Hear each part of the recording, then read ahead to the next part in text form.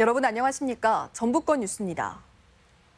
올해는 동학농민혁명 125주년이자 국가기념일로 지정된 첫 해이기도 합니다. 이 동학농민혁명에 당시 천민이었던 광대들, 이른바 제인들도 광범위하게 참여했다는 사실 알고 계셨나요? 오늘 이 제인 부대를 추모하는 행사가 열렸습니다. 김하연 기자가 보도합니다. 하루라도 사람답게 살 수 있는 세상에서 살고 싶다며 민중이 들고 일어난 125년 전의 동학 농민운동. 혁명을 꿈꾼 이들은 농민들만이 아니었습니다. 죽창 대신 북과 꽹과리를 들고 농민군의 선봉장에 섰던 풍물패, 이른바 제인 부대의 모습을 재현하고 그 넋을 기리는 추모 행사가 열렸습니다. 당시 다른 신분의 사람들과는 한 마을에 살 수조차 없었던 천민 출신의 제인들. 관상에 차별이 없다는 동학 농민혁명의 정신에 감복한 이들은 농민군의 사기를 돋우며 평등한 세상을 외치고 목숨을 내놨습니다. 전쟁이 벌어지면은 한쪽에서는 북과 꽹과리 등으로 사기를 북돋고 한쪽에서는 무기를 들고 싸우는 그러한 선봉 역할을. 매천 황현이 쓴 오하기문에는 농민군 장수 손화중과 전봉준, 김계남 세력이 정족지세, 즉 소체 세발처럼 균형을 이루고 있었는데 손화중 무리에는 고창의 제인 홍낙관 부대가 있어 그 기세가 최강이었다는 기록이 있습니다. 홍맹철 할아버님이 다리를 다치셔서 말에서 떨어지시면서 두 아들들은 살리기 위해서 발로 차서 추후를 도모하라라는 얘기를. 이곳 완주 대둔사는 공주 우금치 전투 패배 이후 다른 지역의 동학농민군이 대부분 사라진 시기에도 약 70여일간 농민군이 은거하면서 저항을 이어간 곳입니다. 125년을 지나면서 민주주의와 자주국가 정신의 기틀이 된 동학농민혁명. 그 한 축을 담당했던 제인 부대가 새롭게 조명받고 있습니다. MBC 뉴스 김하연입니다. 지방 분권화 시대지만 지역민의 목소리를 담고 지역 현안을 논의하는 지역방송은 오히려 위기를 맞고 있는데요. 최근 논의되는 이른바 통합방송법에 지역방송의 활로를 담아야 한다는 목소리가 커지고 있습니다. 김태욱 기자입니다. 방송과 통신의 경계가 사라지고 새로운 매체가 속속 등장하는 등 급변하는 미디어 환경 속에 생존까지 위협받고 있는 지역방송.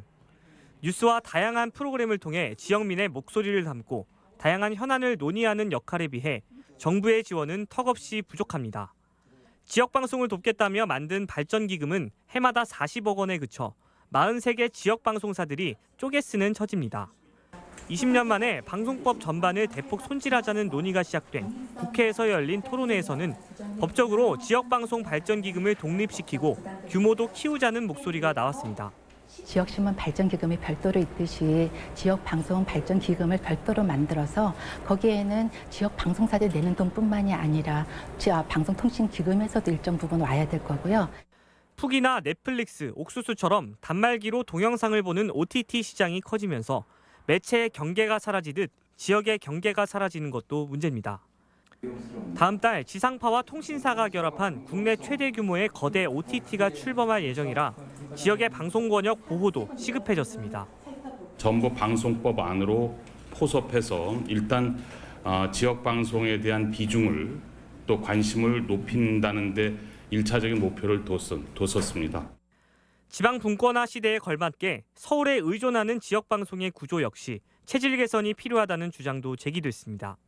중앙정부와 지방정부 수준의 자율성도 가지고 있지 못한 게 바로 지금 지역방송, 특히 지역 MBC의 수준이고요. 그런 점에서 가장 중요한 것은 첫 번째는 인사권에 대한 자율성입니다.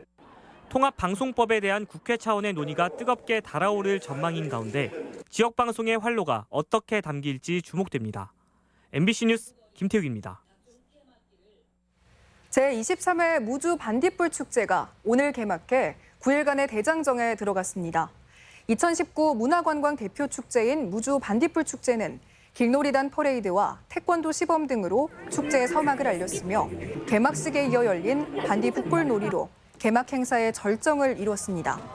다음 달 8일까지 무주 일원에서 계속되는 축제는 도시 숲마당과 생태 체험 등 반딧불이와 함께하는 다양한 프로그램과 전시회 등으로 꾸며집니다. 전주시장배 요가 아사나 대회가 오늘 전주대학교 JJ 아트홀에서 열렸습니다.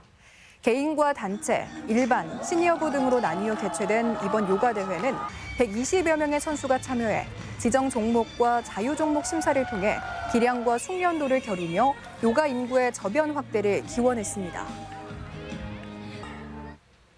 중장년층의 올림픽으로 불리는 2020 아시아 태평양 마스터스 대회 전북 유치 신청서가 제출됐습니다. 전라북도는 49세 미만이 참가하는 생활체육 행사인 국제 마스터스 대회 유치를 승인받기 위해 정부를 상대로 설득 작업을 벌여온 성과를 바탕으로 최종 개최지로 확정될 수 있도록 최선을 다하겠다고 밝혔습니다. 도내 여야 각 당이 추석 전 총선 체제 구축을 서두르고 있습니다. 더불어민주당 전북도당은 내년 총선에 대비해 정책과 여론 수렴, 현역 의원들의 의정 홍보 등을 뒷받침할 총선 기획단을 추석 전에 꾸릴 계획입니다. 정의당 전북도당은 지난달 전국 당직 동시선거로 총선 체제를 갖췄고 한국당은 2년째 공석인 도당 위원장을 다음 주 초에 선임한다는 계획입니다. 오늘 새벽 0시쯤 전주시 금상동의 한 목공소에서 불이 나 건물 2개 동과 목재를 모두 태우고 2억 5천만 원의 재산 피해를 낸 뒤 3시간 만에 꺼졌습니다. 전북권 뉴스였습니다.